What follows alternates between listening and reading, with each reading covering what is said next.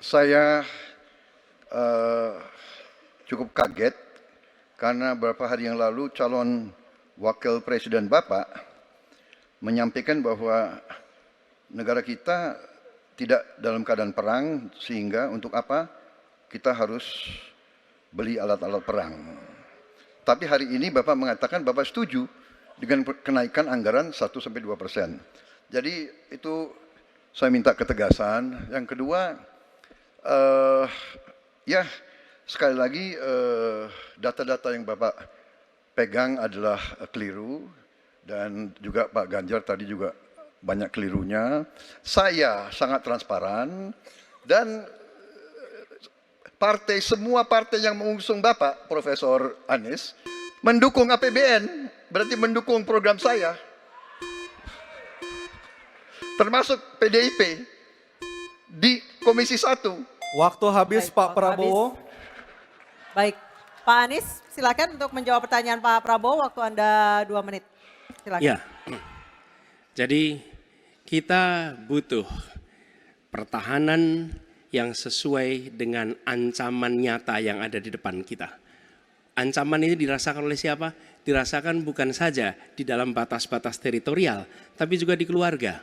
Bagaimana ancaman atas penipuan online, bagaimana ancaman atas peretasan, bagaimana ancaman atas judi online, bagaimana ancaman-ancaman terorisme. Itu semua membutuhkan perhatian.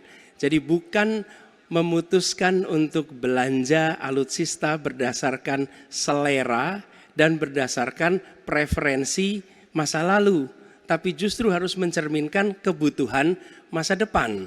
Inilah yang menurut kami penting. Ya, anggarannya perlu kita tingkatkan, tapi jangan keliru. Ancamannya juga mengalami pergeseran. Jadi itulah sebabnya mengapa kita melihat perlunya ada strategi yang baik. Supaya apa? Supaya kekuatan yang kita miliki mereka bisa bekerja dengan optimal, tidak sia-sia.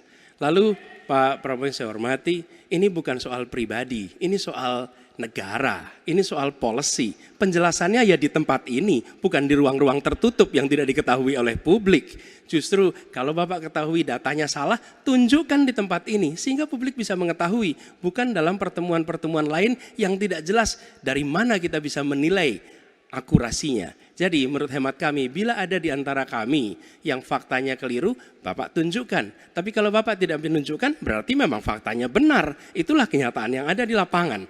Dan ini juga yang selalu kami gunakan. Kami gunakan fakta-fakta itu. Itulah sebabnya, Pak, kami melihat penting sekali untuk kita tenang, dingin, jangan emosional dalam menghadapi persoalan-persoalan kenegaraan, dalam menghadapi persoalan-persoalan pertahanan. Demikian jawaban kami. Terima kasih. Baik, terima kasih Pak Anies. Oke, tenang dulu. Tenang dulu. Mohon tenang Bapak dan Ibu, mohon tenang supaya kita bisa mendapatkan intisari dari jawaban maupun pertanyaan dari ketiga capres kita ini. Dan kami persilakan Pak Prabowo untuk menanggapi Pak Anies dalam waktu 1 menit Pak. Kami persilakan Pak Prabowo. Pak Anies. Saya tidak bicara tertutup, saya bicara di Dewan Perwakilan Rakyat Komisi 1, di mana semua partai yang mengusung Bapak hadir dan menyetujui yang saya ajukan.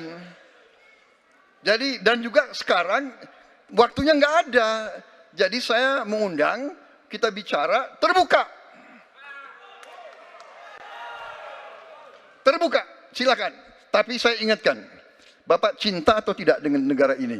Masa kita mau buka semua kekurangan kita, semua masalah kita buka di depan umum? Apakah itu pantas? Di negara yang baik, di negara maju, masalah rahasia ada, Profesor.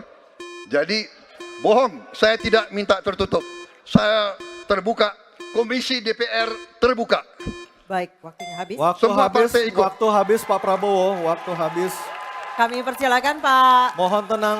Tenang dulu kita lanjutkan. Supaya pemirsa di rumah juga bisa mendapatkan intisari dari acara kita malam hari ini. Mohon tenang. Silakan Pak Anies untuk memberikan tanggapan atas pernyataan Pak Prabowo, waktu Bapak 1 menit. Tidak ada yang perlu dirahasiakan.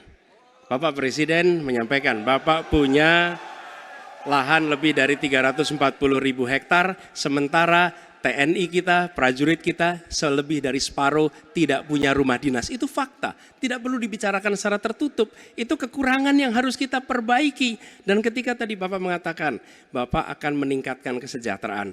Pak, Bapak ini sudah Menhan selama 4 tahun, hampir 5 tahun. Bukan calon Menhan. Jadi harusnya menunjukkan inilah yang sudah saya kerjakan. Bukan mengatakan apa yang akan dilakukan. Nah saya menyampaikan, bila saya ditugasi maka kenaikan gaji dilakukan tiap tahun. Maka perumahan prajurit TNI dipastikan dibangun. Sehingga mereka tidak perlu ngekos, tidak perlu mereka sewa. Dan mereka bisa tenang. Mereka diminta mempertahankan setiap jengkal, tapi kita tidak memberikan tempat tinggal bagi mereka berdinas. Itu tidak benar, itu harus dikoreksi.